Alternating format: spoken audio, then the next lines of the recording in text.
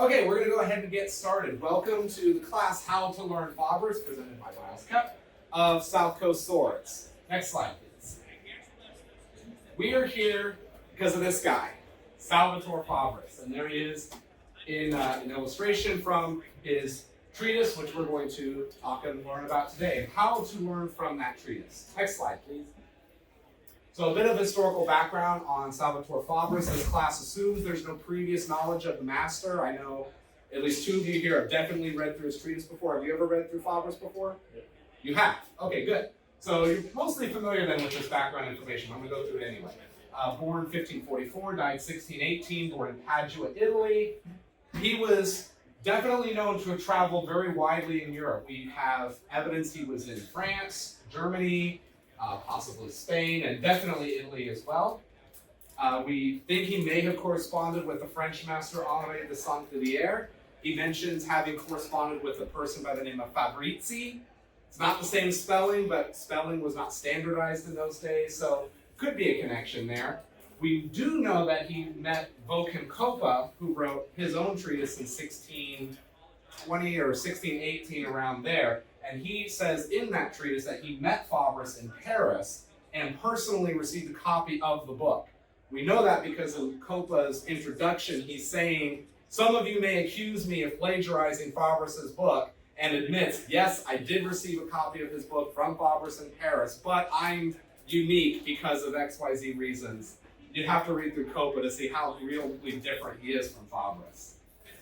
We know he spent the better part of the 1590s developing his treatise. We know about many extant manuscripts that survive, at least two, for which there is strong, for which there is strong evidence that we know Fabris wrote one of them, strong evidence he wrote the other. There may be even more out there, maybe we'll find them.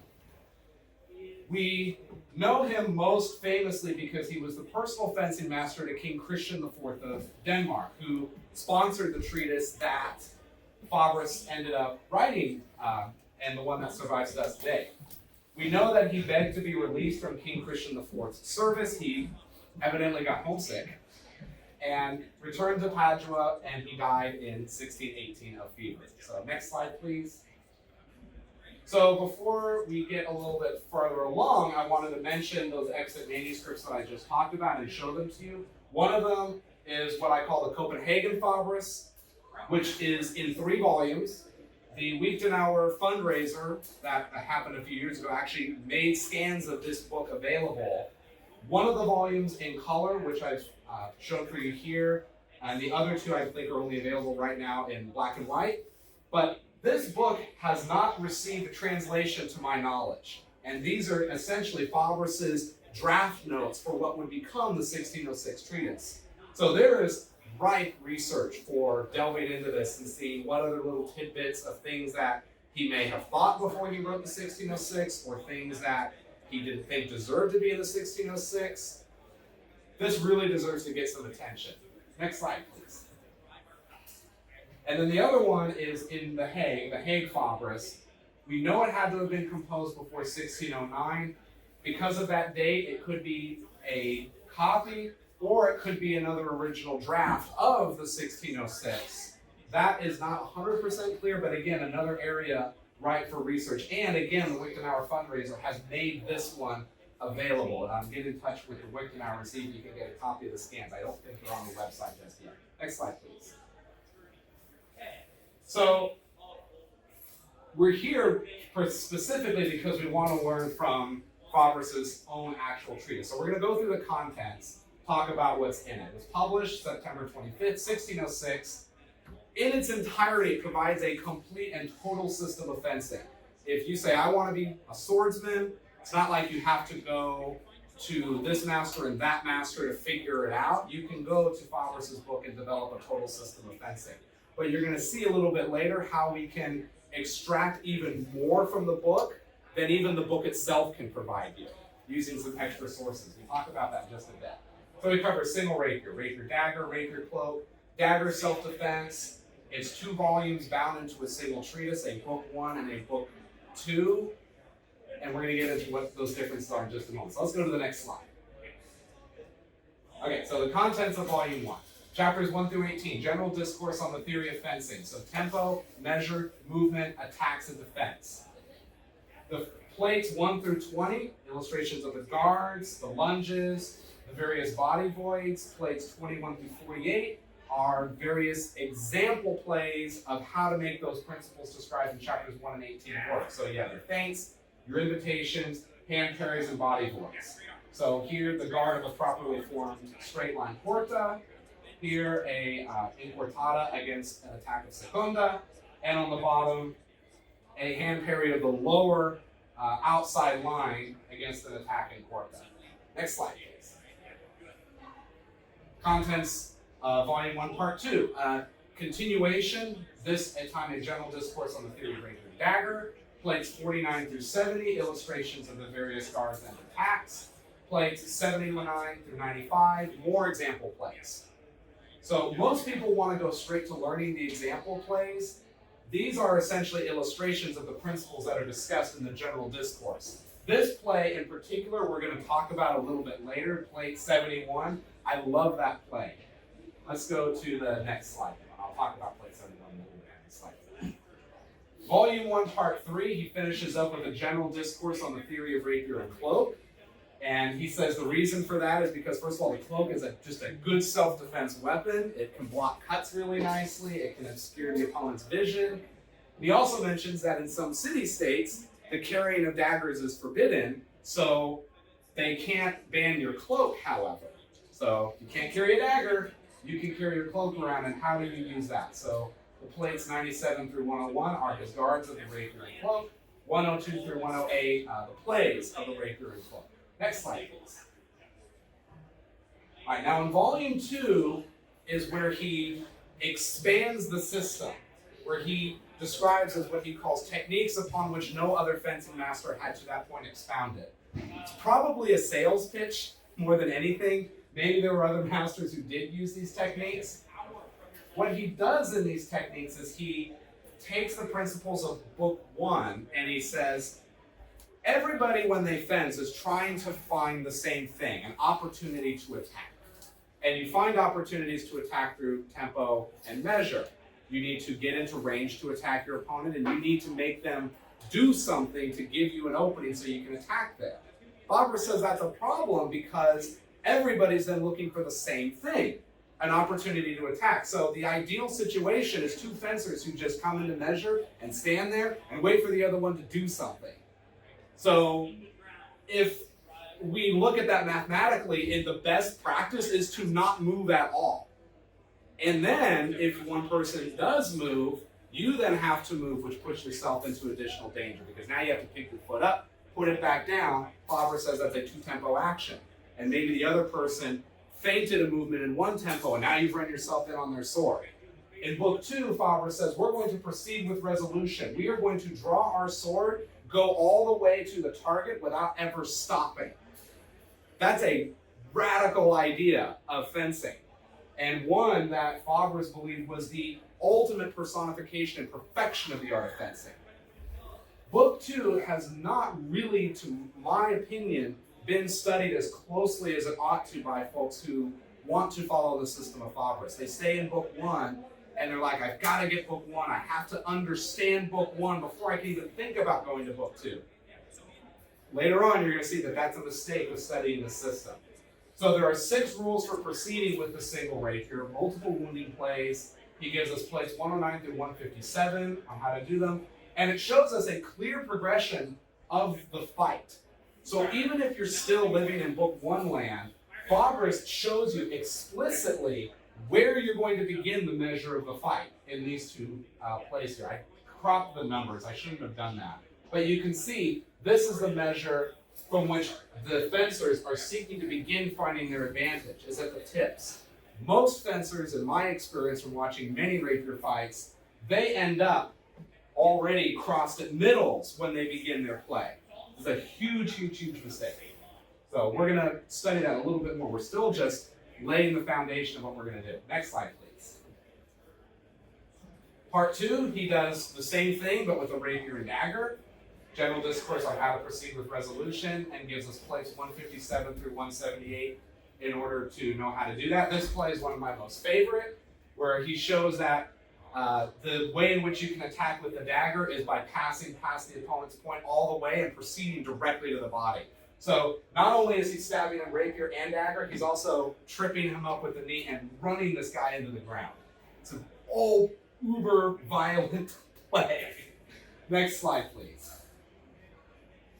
The final part of his volume 2, because Fabris says that he felt that his book was, even though his book was complete without it, Fabris says his friends begged him to write upon this topic, how to wrestle with the single rapier, how to disarm, do cape throws, unarmed dagger, defense. Fabris thinks all of these things are outside of the bounds of what he considers to be the gentlemanly duel and, parity of weapons always being maintained in affairs of honor.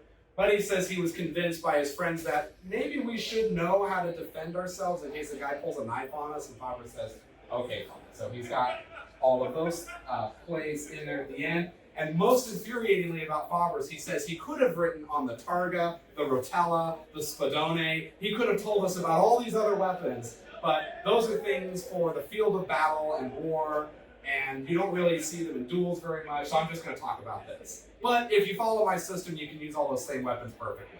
So, according to Fabris, you could learn this system and go fight with a long sword. So, even if you're not interested in rapier explicitly, you will want to learn Fabris' system. Next slide, please. So, Fabris' legacy and his impression on Europe from the contents of his book made a huge impression on Germanic fencing traditions, certainly. His treatise was reprinted until 1713. He's referenced by numerous other authors, either in direct high praise or in describing tactics on how to defeat him. Gerard Thibault has an entire chapter just to answer the objections of people who were in the tradition of Fabris. So that tells you how prevalent his system was, number one. Number two, how effective it was. Where Thibault thinks that Fabris errs is in that you have to use agility and athleticism in order to seek your victory. I don't really think that's what Fabris was trying to say. My opinion is that Fabris is saying you can use the mathematical advantages you get from fencing, but you can optimize it with athleticism and ability to do extra movements. And Thibault says, no, you should never optimize it in that way. So that's where I think there's a philosophical difference between the two of them, and that's what makes that dialogue so interesting in that period. But whatever you think about that, we know that Fabris was a system that took Europe by storm.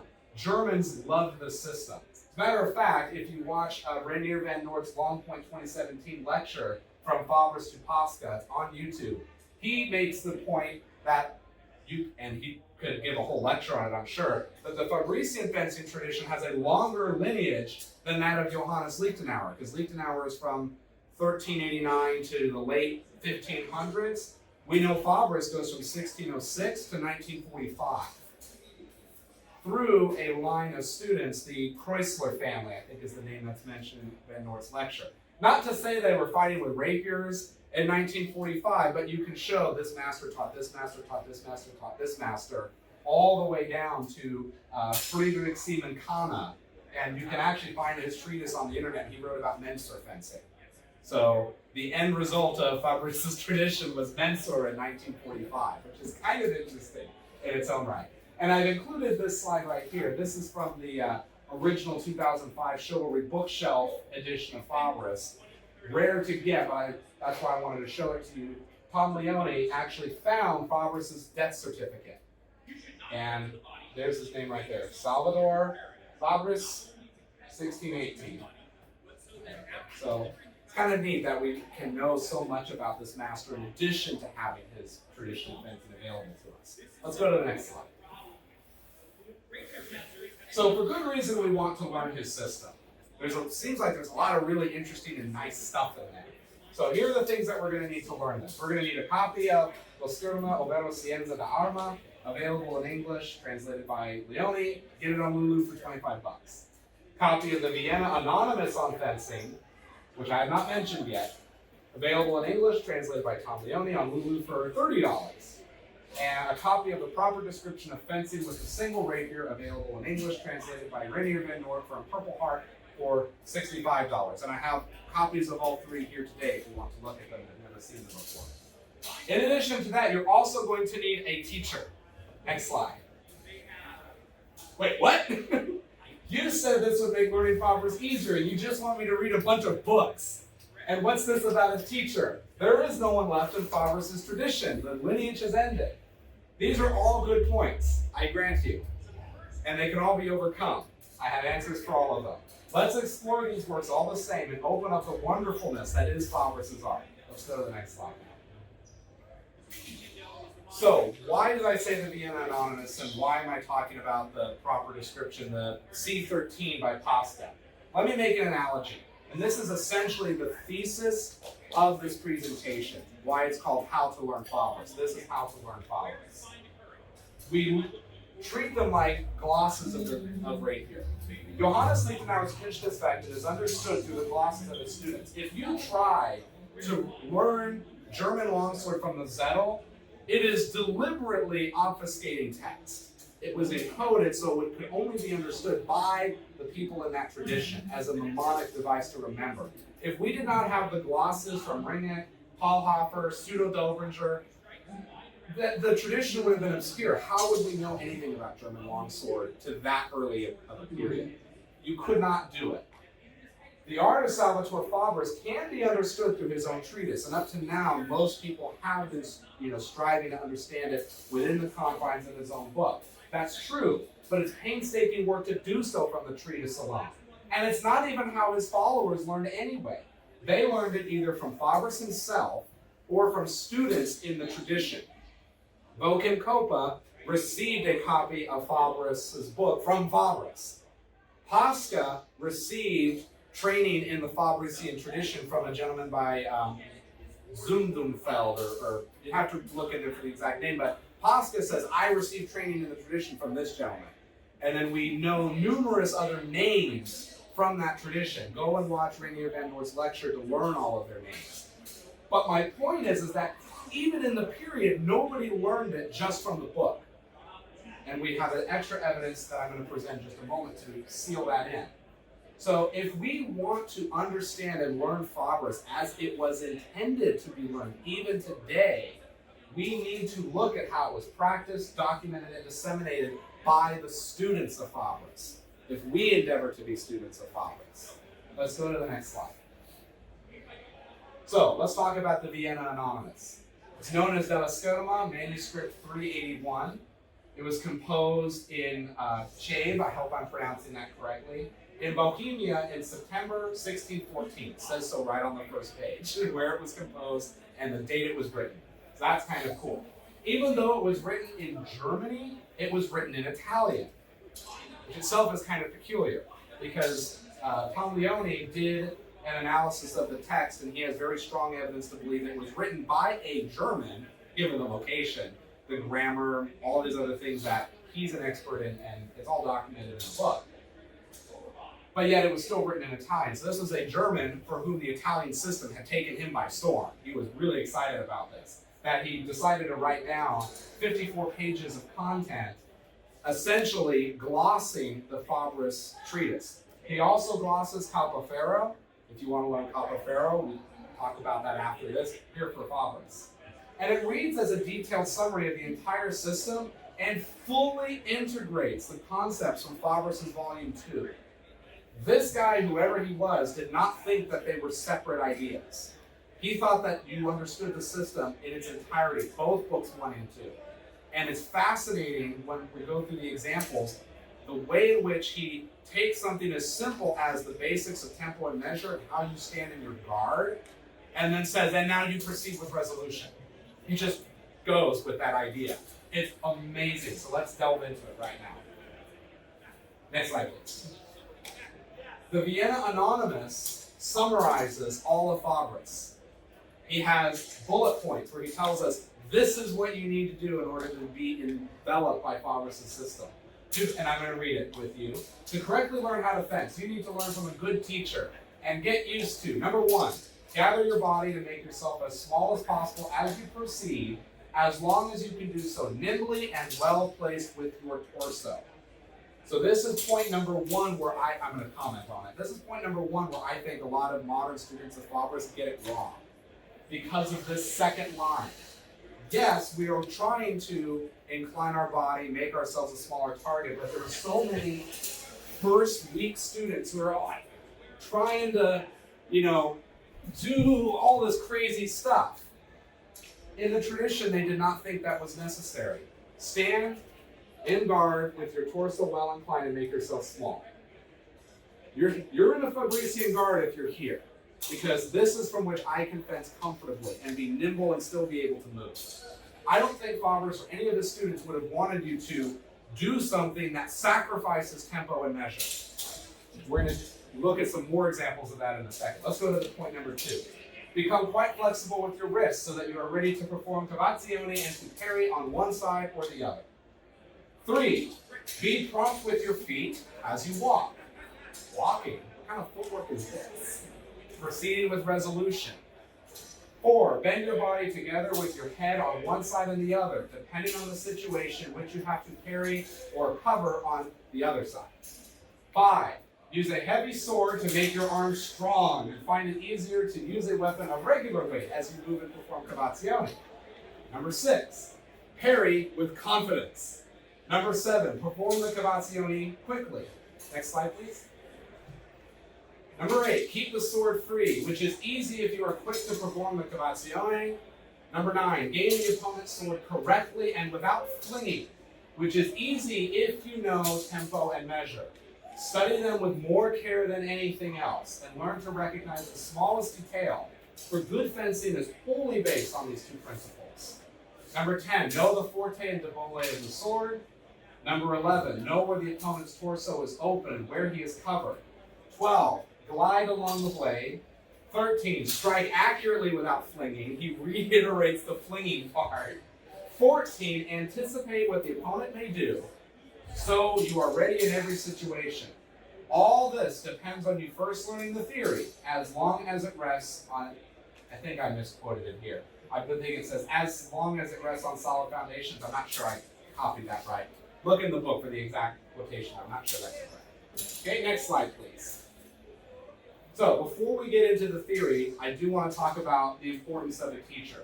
On the very next page, after he talks about the theory, learn the theory, he says, however, theory is useless if you don't put it into practice before a good teacher, who watches you fence with other students, points out your mistakes and corrects them.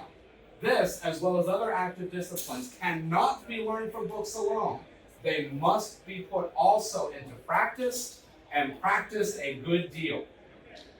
So we have it directly from a student of the tradition. He's telling us this is how you have to learn it. You can't do it from the book alone.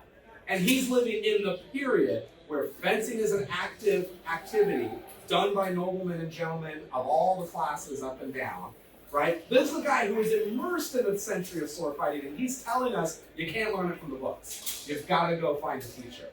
Now, of course, we don't have those teachers available to us today, so what can we do? What I can say is that when you spar or drill, do so to a purpose. What technique will you hone and perfect? If you fail, can you articulate why you fail? Can you partner? So you're fencing, you both double. Don't just then reset and fence again. Why did you both double? Can you articulate the fencing actions that led to you both deciding to do the thing that led to the double? Those are the kinds of things that a teacher, according to the Vienna Anonymous, would have told us this is what they will do for you. A master will do that. I'm sure they doubled in the period, we know that. So how do they overcome that? They do so with the teacher. So the first step to learning Fabris is finding a teacher. If you can't find a teacher who's been studying Fabris for 10, 15, 20 years or whatever, get together with your study group partner and have them teach you. And work with one another to that effect. That's the first one. Next slide, please. So what we're going to do is we're going to use the Vienna Anonymous as a decoder for simplifying the Fabrician system. Since the Vienna Anonymous is a summation of specific notes and readings of Fabris, clearly guided by a fencer of some experience and training, then what was impressed on the writers is the distilled essence of the system.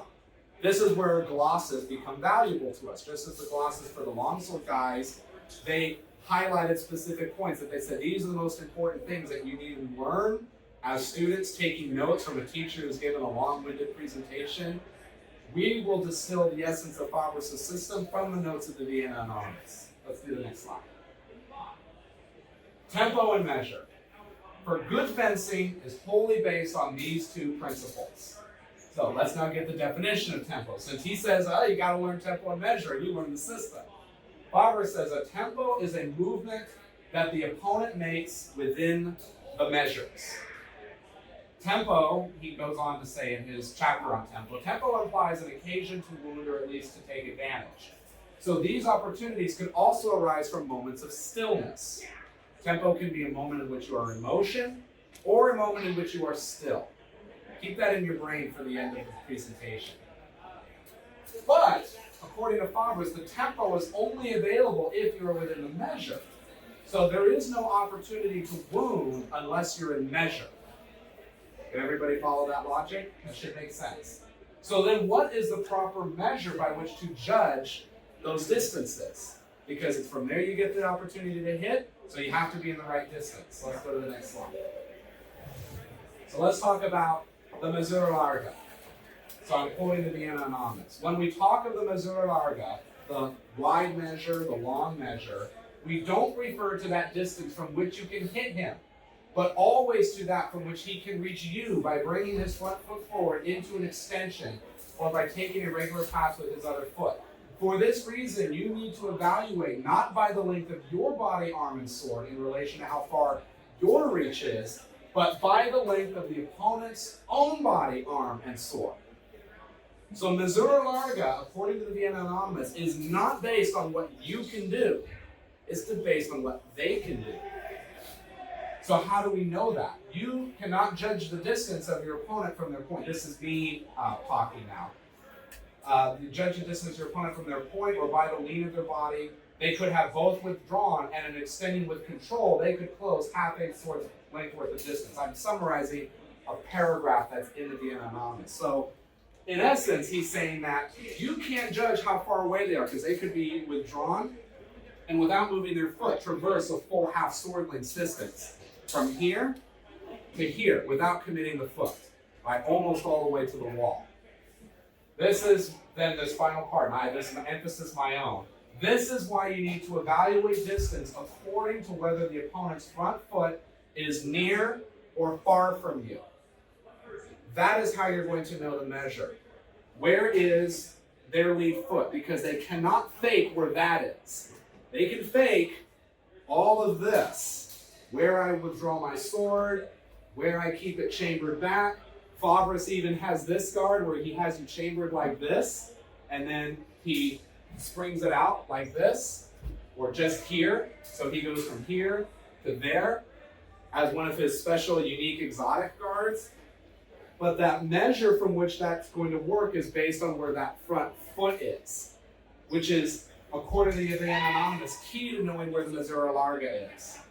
And that's how you're going to evaluate that distance, because you cannot fake that. Next slide. So let's look at some concrete examples of this. The underlying principle of the third rule of proceeding with resolution. I think I covered up with resolution. The underlying principle of this rule is that the opponent cannot wound you until he is in measure. And I'm quoting Fabris. Therefore, it is not necessary for you to even be in guard or place your sword in any specific position. Rather, you will walk forward to the outside until you step in the measure with either foot. The tempo in which you place your foot, your forte, against the opponent's debole is when you lift your foot to step into the measure. This will allow you to shut out the opponent's sword without stopping. So he then illustrates the beginning and the finisher of that play. As soon as his foot has hit here, he's now in the long measure because this opponent can now take a step in order to hit him. Here we assume parity of distance. Both of these men are of equivalent stature. But he is still telling us that it's as soon as we come in to cross with his weapon at that measure that we are in danger. And then the next procession, he has now stepped across the line, shutting him out by shooting his arm in the porta. If you read the details of how this play is finished, he starts here, he passes there, and he's traversed that much distance. but he began it as soon as he placed his foot into that measure. So everybody can see now the essence of that. Where is the measure? We can see it even from book 3. What I'm also trying to point out with this is that according to Fabris, it doesn't even matter what guard you're in if you're farther away. There are some students who think, okay, I've got to find my measure by coming in like this. Fabris doesn't think so. He's like, you can be in whatever guard position, whatever the hell you want, as long as you're outside of the reach of your opponent's foot. That is up to your ability to judge that distance. That's going to come from knowing how long your own sword is, keeping an eye on their foot and their torso, so you can help to judge both of those distances together. And that comes from just training the fencing. Next slide. Let's now talk about la misura stretta, because this is actually a really interesting part of the system. If you cannot wound, this is me talking, if you cannot move from the misura larga because the opponent is not moving their feet and they could break measure as you come forward, instead, adjust the placement of your sword and move into the misura stretta. So that's my words summarizing another passage from the Vienna which you can read. I put the page references in the slide deck.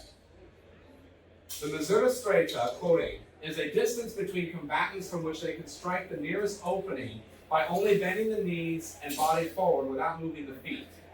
You need to have secured the opponent's sword before entering the misura stretta because the slightest motion carries great danger.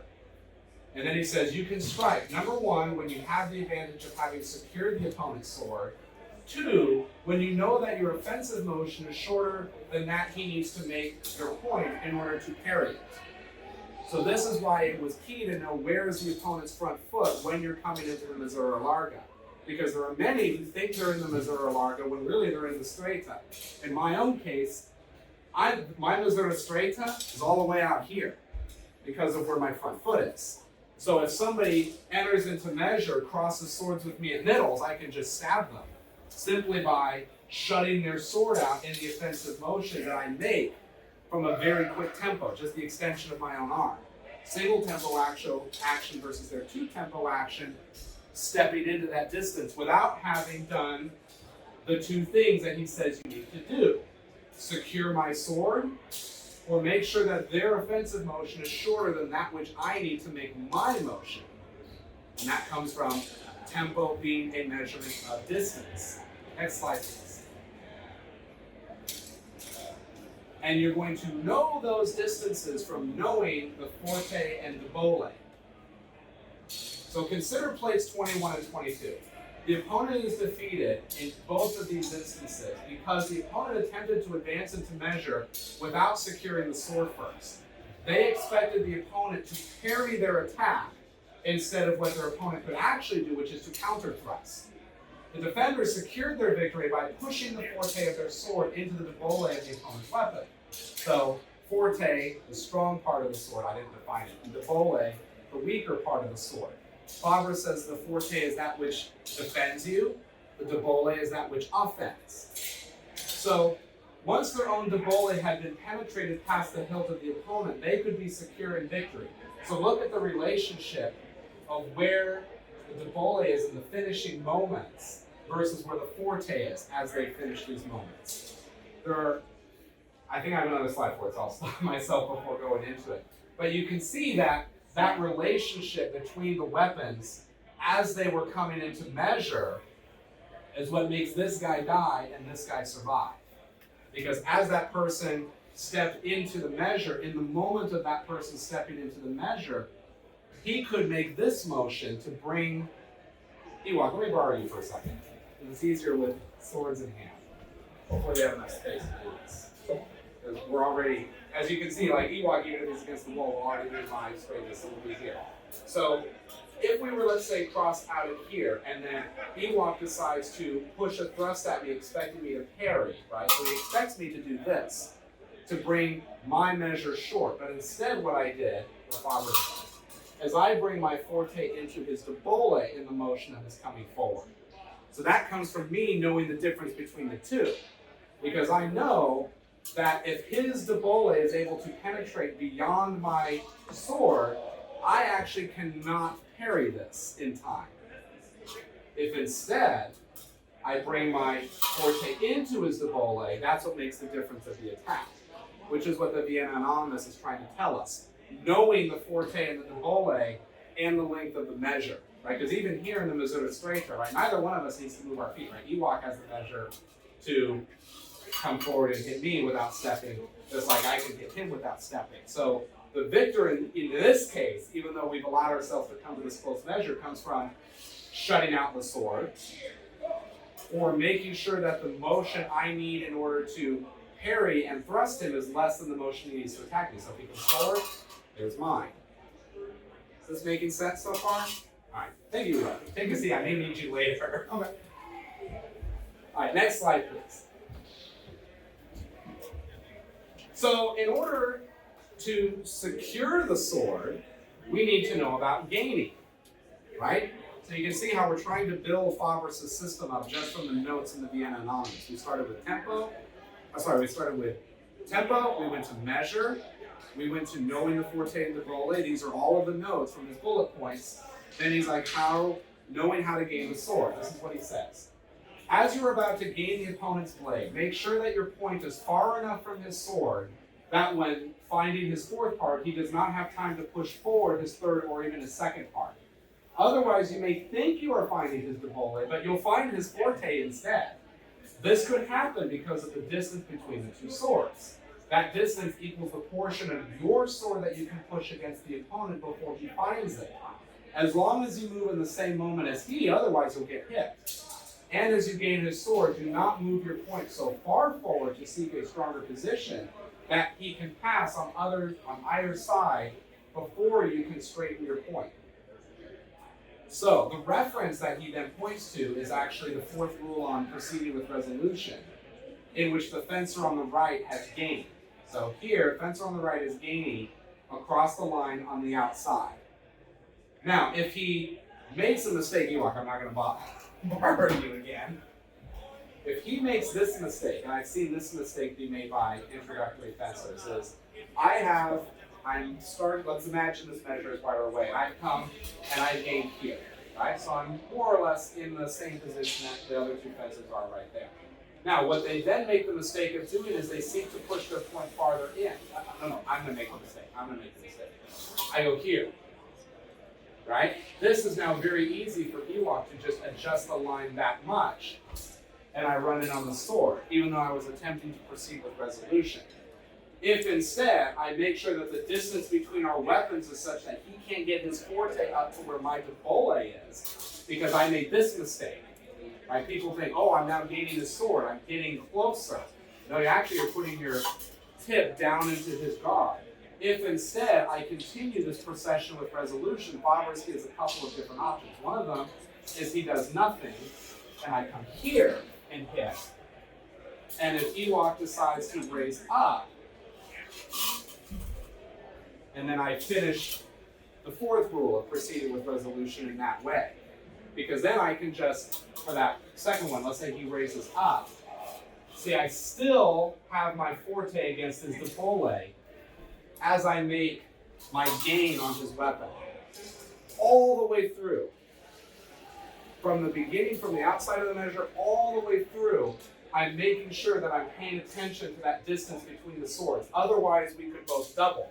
Sometimes you see this happen where both fencers just extend into straight lines and hit one another. I'm sure you've seen that too. This is what the Vienna Anonymous is telling us to make sure about when we find it. Make sure that your point is far enough away from the sword that when you find his fourth part, he does not have time to push forward his third or even his second. Otherwise, you may think you're finding his debole, but you'll find his forte instead. So that even happens if Ewok decides, so I'm getting him here. If he decides to extend forward to counter against this, right? I have time to change it, which is how you can make that fourth rule on resolutions work.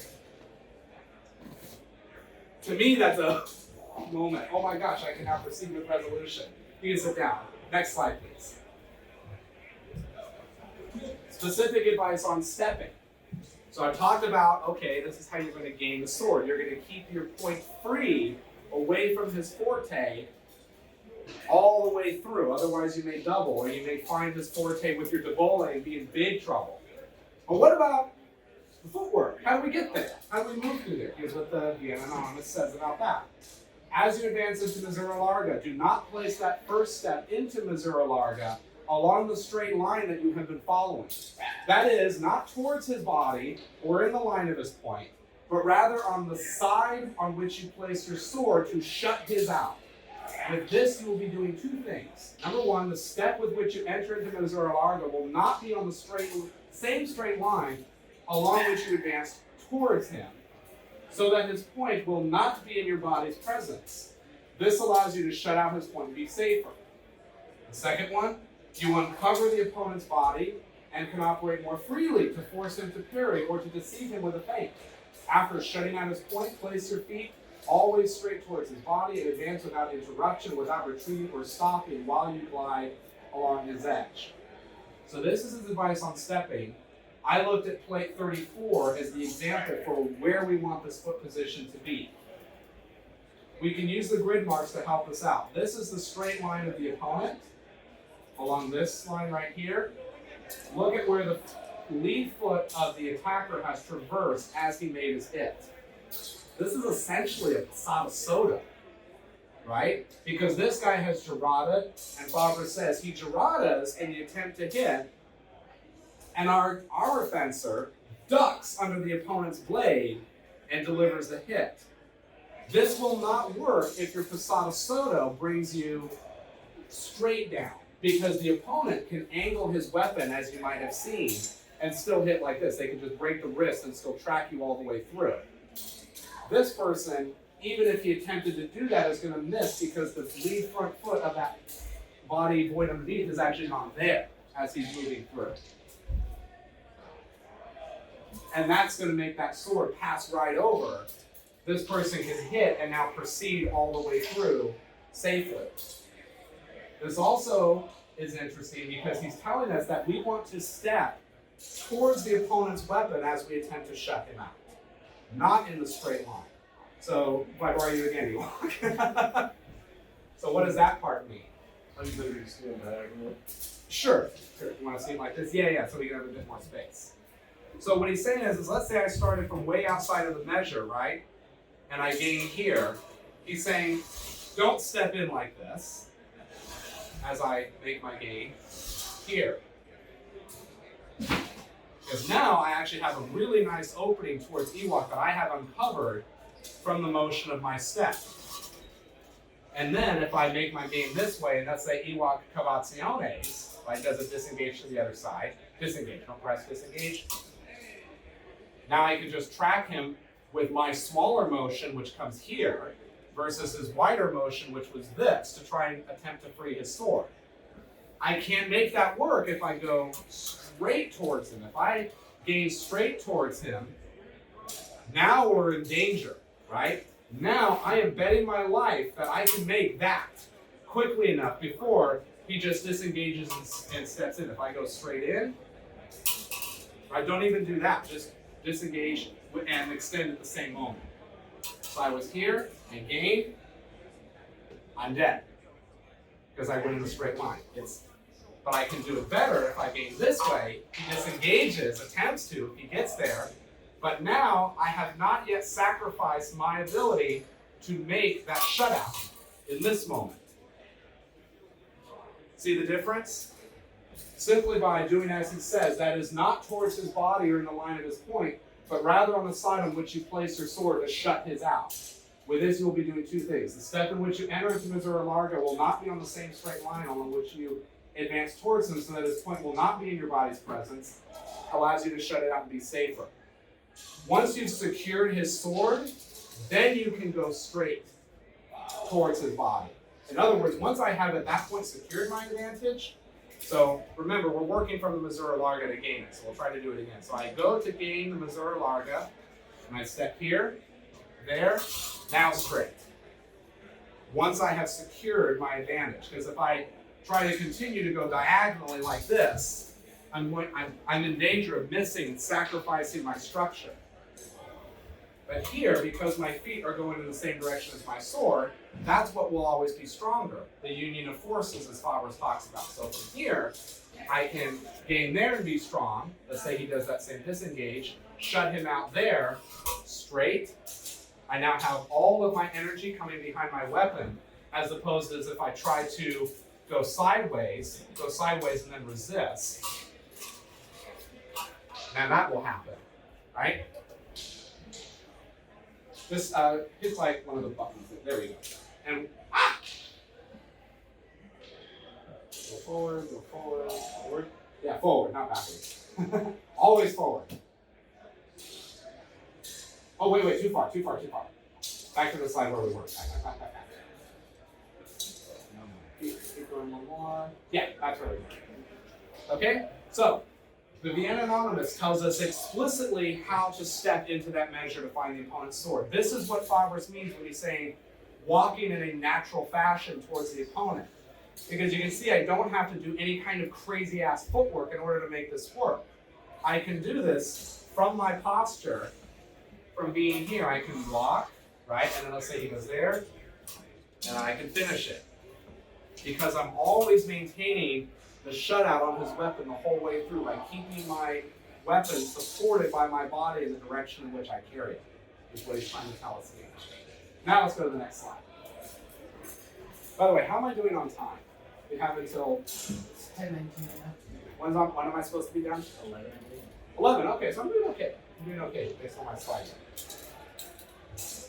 So these are now my thoughts from having now extrapolated us all the way through this. That's fine. The greatest danger is that moment in which we enter into the Missouri Larga, because it's in the entry of that measure that we are told that it is really up to the opponent and where they can hit us. And the Vienna Anonymous talks about this as well, because what happens if you fight a taller fencer than you? You're at a disadvantage because they can hit you, but you cannot hit them. So the greatest moment is in trying to get closer. And many rapier fencers make the mistake of entering the fight far too closely without seeking their advantage. And if two beginners fence, they often double, not realizing they are already well within distance to strike one another without securing any advantages of the sword. That's where doubles happen. Two beginner fencers, they step in, they're already crossed at middles, they're fighting now to try and get the advantage they should have secured from way farther away, because we know that from the illustrations. Not to mention, if a beginner engages with an experienced fencer, the beginner seems to complain they were struck before they were even ready. And Fabris explicitly calls this out in plate 71. If you read plate 71 on the Rapier and Dagger, do you know what is actually in that play? Does anybody remember? The whole essence of the play is this is an experienced guy and he's a noob, and as soon as the noob steps in, this guy lunges and hits him. And the noob, quoting Fabris, he says, and those who make the stupid mistake often complain they were struck without even being ready, without realizing that as soon as you are in guard with weapons, you must be ready. The whole reason that this happened is because the noob started too close. And Fabris dedicated an entire plate to talking about that. So, and this has happened in free sparring, right? Where like you and your buddy, you fence, you do a thing, you realize you're gonna reset, it's like cameras, and wah, and you get clobbered again. And you're like, dude, what the heck? And it's like, you're in measure. You started fencing me, we're already crossed, I'm just gonna hit you. So even in period, that was a thing that Fabris was trying to drill into his students. Where you enter into that measure is what's going to be important, and that's where your danger is. Next slide, please. Did Jonathan Dean put that in his class? I don't know if he how to beat noobs. Maybe he did. I talked about these ideas with him. So, the greatest danger, like it said on the last slide, is entering into the Missouri Larga. That is where you are most at risk, because that is where, beginning with nothing, you have to gain everything. That's where that term gaining the sword may come from. You have to gain everything. So, the Vienna Anonymous gives us bullet-pointed instructions on how to enter in the Missouri Larga. When you lift your foot to enter the Missouri Larga, and before you place it again on the ground, you must gain an advantage by doing one of the following 5 things, depending on what the opponent is doing with his own sword. You gain his sword, you shut out his sword, remove your body from his sword's presence while shutting it out even more, aim your sword at his sword hand, or place him under the obligation to parry. So Ewok, let me borrow you and let's run through each one of those things. So I can gain the sword. So gaining, according to Fabris, is that which I'm putting more of my debole against his debole, but his sword can still be in my presence. So if I enter into the measure, let's say I do it in a straight line, I can gain here. So if I want to move him, I have the advantage of leverage because I have more of my sword over the top of his. Okay? I can shut him out completely, right, as I step into the measure. Okay, you see that I'm doing that before my foot even hits the ground, because then I can change my mind if this is a bad idea, right? If his sword is up and I go, right, I have it here, but if he decides he's going to change it, like disengage or something, right? So if he decides to change it, I have time before my foot comes back down to adjust, because I haven't committed myself to going in. And if he does the disengage, right, as I'm coming in, I haven't gotten any closer. My foot came up, but I put it back and down in the same spot. Now I have my security from here. So now I could then start to proceed all the way to the body if I want to. So that's gaining, shutting out, removing your body from his sword's presence while shutting it out even more. So that would be as if I was here. I'm going to gain him, right? I can came there, but I'm going to take my body out of presence. So let's say you don't disengage for that one, just to see the illustration. Boom. Well outside of the sword's presence. I'm nowhere near where that sword is now. The fourth one is to aim your sword at a sword hand. Let's say Ewok doesn't show me his sword. Let's say you're in a fallen third. Right, like that. First, second. Crap, how do I gain that? So what Fabris and the Vienna Anonymous recommend is this one. Because now I can threaten his weapon hand here. Right? Even just making a feint at his weapon hand is usually enough to make people twitch. Right? To come back up. So that's where he's saying aim your sword at his sword hand. Or then place him under the obligation to parry as you're proceeding all the way into the Missouri Larga. So that would be something like a feint. So if I'm meaning to gain him here, I can thrust at him like this from way far away. I'm not in any danger right now, but I can say, ha, okay, I made him commit because he may not have understood the measure. We're fighting with sharp swords. He could be twitching. I made him commit. So now I can continue to gain all the way in. Let's go to the next slide. Now that we know how to gain the Missouri Larga, what do we do then? He continues, the advantages you gain as you enter into the Missouri Larga must be preserved so as to remain well defended. Do not ever lose or relinquish this advantage, even while you strike.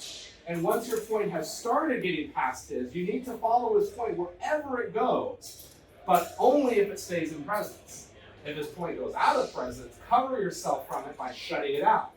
If he tries to free his sword of the cavazione to the other side, make a small motion of the point to make a counter cavazione, but only from your wrist and with your arm steady. Then keep going forward by gliding along his blade, wherever it will be. If it is in presence or out, shut it out. Proceed all the way to his body, thereby removing him from the opportunity to do anything by virtue of you being so close. So once you've secured your initial advantage on entering the Missouri Larga, don't ever give it up. So if I'm fighting with Ewok, thank you for being a nice demonstration partner. So there are many who would try to gain the opponent's weapon. Let's say I gained it on the inside, because it usually happens on the inside, right? So we were here, right? And then after I gain my advantage, the opponent does this. This is what this guy is telling us not to do, because I have relinquished my advantage on purpose in this case. It's exceptionally stupid. And if Ewok is then a capable fencer, and as I leave that advantage, I'm here and I'm like, okay, I've gained him, I'm gonna get him. Boom, errata, and I'm dead. Instead, he's saying you stay on top of his weapon the whole way through until you make the strike.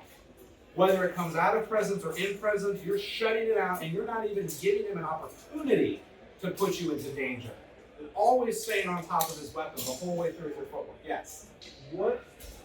How would you apply this rule against someone who drives your sword up high in his hilt? The both points are up here above your heads. Oh, so if somebody pushes it way up high, I would say to that means you have put your debole up against his forte. If you have allowed yourself to come down into a position where you've ended up, let's say, up here like this, I would say that you have made a mistake by allowing this to happen. If somebody is trying to drive your sword up like that, so let's say I come in and Ewok does that, I'm not going to allow him to do that. I'm going to stay on his weapon. That's usually why that happens, because they're trying to come in, they're trying to drive this in through their forte. And now Ewok actually has a tremendous advantage. And now I have to come all the way up too in order to save myself. At this point, and Fabris has plays for this, at this point you now need to step in and grapple it. Which is why you can see that play in the later part of his book, in Volume 2, Part 3, where he shows grappling. At that point you're grappling, and in Fabris' opinion, you screwed it up. It meant you were trying to hit through the forte. Does that answer the question? Yes, quite well. Thank you. So, next slide. And then you finish them off. And please note, once you have gained one of these advantages, he may or may not make a tempo, and he may advance a retreat. And if he goes out of measure, regain your advantage. Regardless, go forward without pause and without other motions between the time you gain one of these advantages and when you proceed forward. Never stop, since by doing so you would give the opponent a tempo in which to do something, to save himself, or even to strike you, which would place you in danger. Do not retreat with your feet, body, arm, or sword. Proceed well coordinated without flinging your body, arm, or sword, so that you can change one motion to another. Proceed in this manner until you have hit the opponent. So he's saying never give up that advantage. If the opponent breaks measure, regain your advantage. Don't try to push. So if Ewok is in a position, because there is a moment where Ewok could, as let's say I step here, gain my advantage, and now I'm coming straight forward. No, you just step back, right? You just step back. Do you have space? All right, we'll give you some space. So he decides that as I've gained this and I'm extending, he's going to step back, right? I'm not going to just blindly throw myself forward, because now he's in a moment where he could regain his advantage, right, by coming here, right? So in that case, I'm going to come off his weapon, regain my advantage, and come here. I think this is also one of the finishers from proceeding with resolution. So I can retain my advantage all the way through, but I can only do that if I don't fling myself. That's why flinging is mentioned twice. If I'm flinging, let's fling carefully because we don't have our maps on. So I gain my advantage here. I'm trying to step forward. He passes back. If I'm flinging, right, or trying to do something here to force it or run it in, I'm fighting his structure. If I keep my motions attached together as he's made that step back, I can time my motions together such that I have this security of advantage and I can hit him here. Otherwise, proceeding won't work. Yes? Would it be fair to say Fabris is not in favor of really long lunges? I think that's a fair thing to say. If you look at his plays for the properly formed guards versus his lunging distance, and you then compare that to the grids on the floor, and you can see it because on some plays, the grid marks are the same, their back foot starts in the same spot on the grid. You can see how much the grids have gone forward. You can see their shoulders and how wide they are, and you can make the calculation. His lunges only maybe go about, I actually have the grids right here, and almost about the same size as his. So this is about the extent of a Fabris lunge. Yeah, which it is in Copperfaro too. So it's a pretty standard lunging distance for the period because they're fighting on terrain that you don't want to do a crazy extended distance because that would also be an example of flinging. But I do have one more thing to say about lunging. I have a slide on it a little bit later. Let's go to the next slide now. So we've read a lot of words. we've read a lot of words. Is there a breakdown of how to come to that missouri larga? A clear description of how to effect proceeding with resolution, because this is still a lot of paragraphs of reading. Is there maybe some kind of decision tree that I didn't make? Maybe somebody in the period made? Next slide. The answer is yes, there is. This is in the Vienna Anonymous. A detailed, bullet by bullet, moment by moment decision tree of how to gain the opponent from the missouri larga and get all the way in on them. I'm not going to go through the whole thing necessarily, but he breaks it down by, are they still with the point or in motion with the point? Is their point advanced, in presence, or out of presence? Is it withdrawn? So are they sporty fencer like this, constantly moving, bobbing around? Are they a sporty fencer whose point is down here like this? Are they stoic and standing still? Are they stoic and withdrawn and standing still? What are the moments and steps that you take? And he even references the page numbers to go and review those techniques. All this on page 48 of the Vienna Anonymous. The key to the entirety of Fabris' system and how to affect it.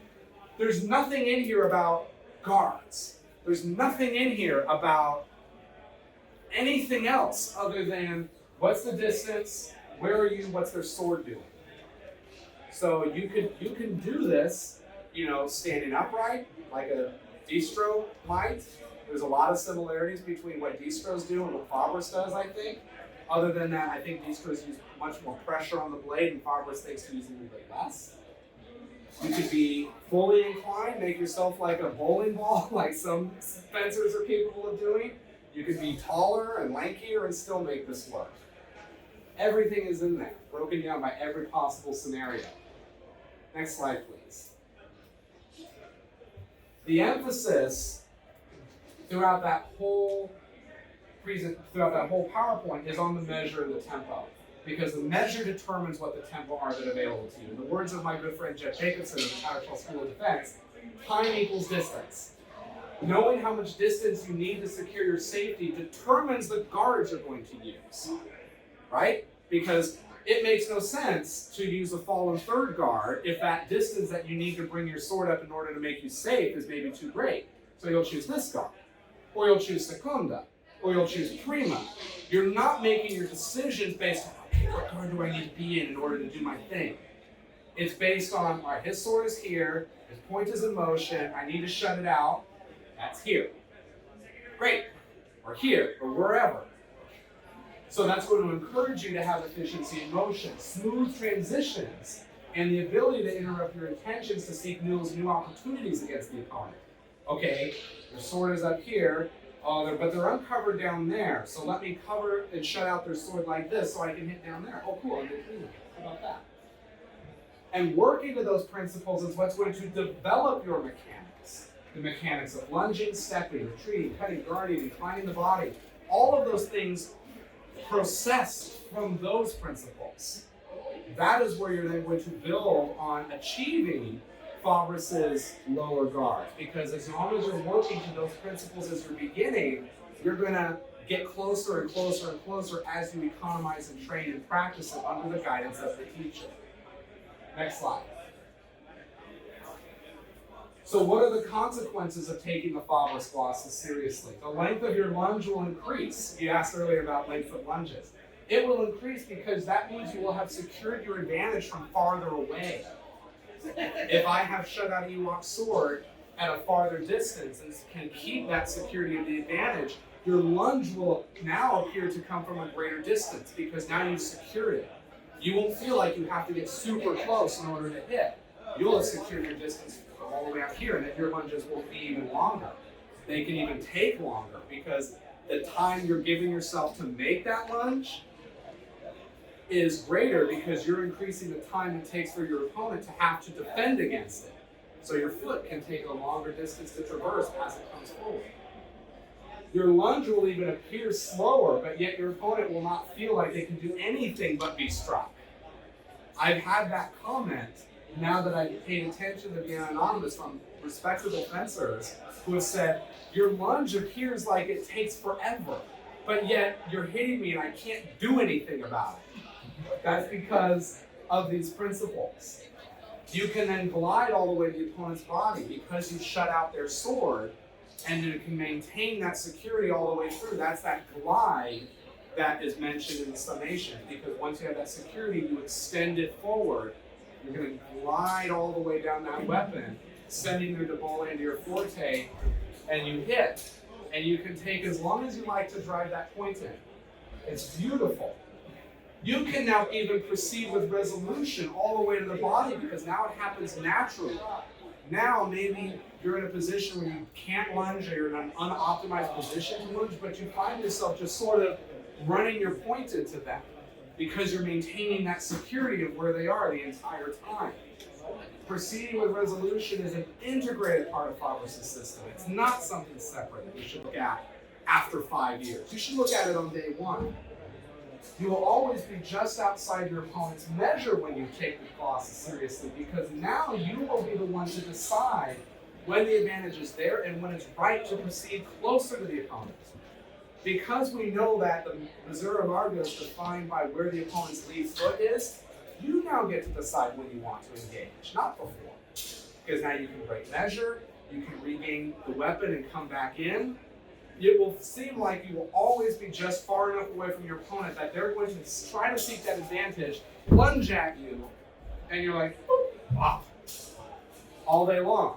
Because it turns out that they were never actually a measure to hit you, because you paid attention to where they were. Next slide. So these are going to be my final insights on this. So some background.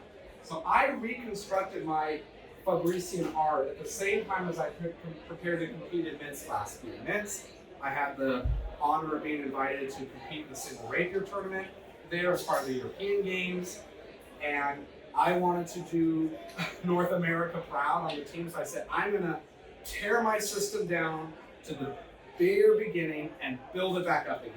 Because I had bad habits, I had spotty understanding of some concepts.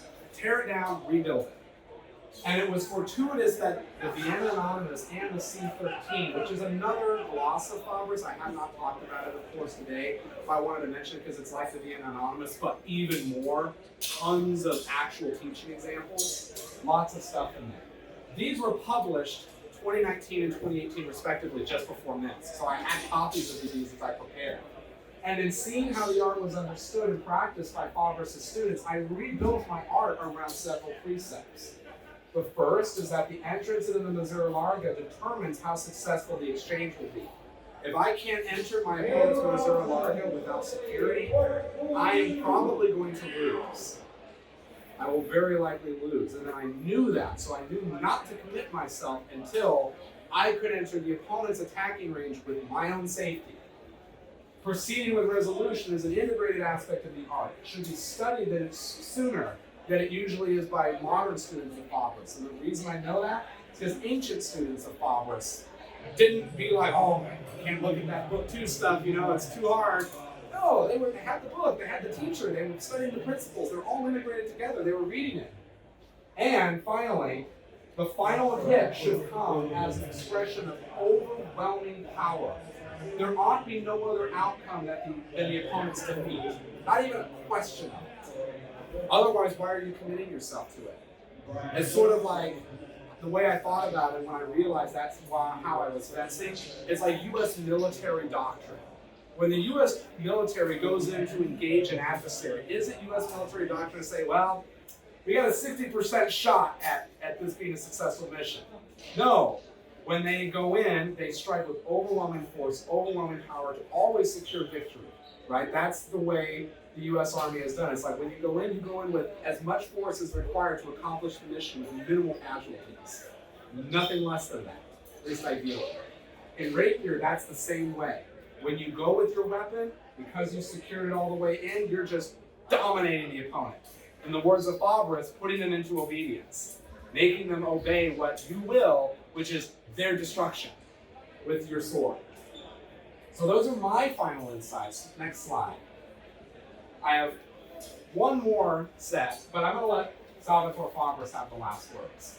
He says, if you have a good understanding of Tempi, you will derive immense benefit from these teachings. It is my most sincere hope that if you practice this art and heed these principles, you will attain the perfection you desire. Next slide. Grazie. Domande? Any questions? I know it's a lot. I think there's one piece that would make your argument a little bit stronger, and that's the first mention of proceeding with resolution, which is, I believe, in the description of the preferred version of Primo. The description. Okay, continue. Do you have the text here? I do. So let's turn on the lights. Sure. No, unless you want to demo something or look at something. Oh, and let me stop recording on that. I hope it caught all that. It was actually off.